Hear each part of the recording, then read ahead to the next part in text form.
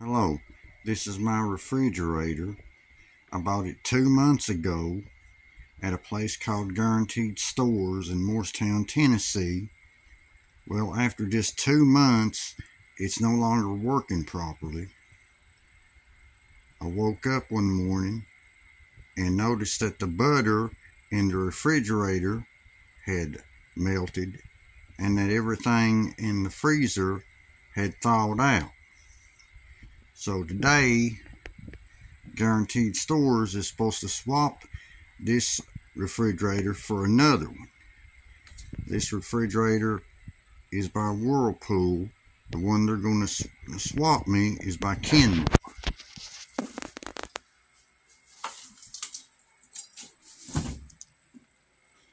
This is the inside of the freezer.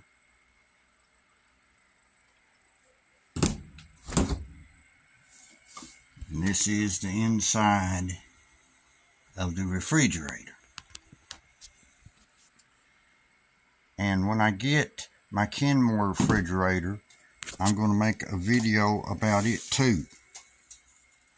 Well, this has been my video. Thanks for watching.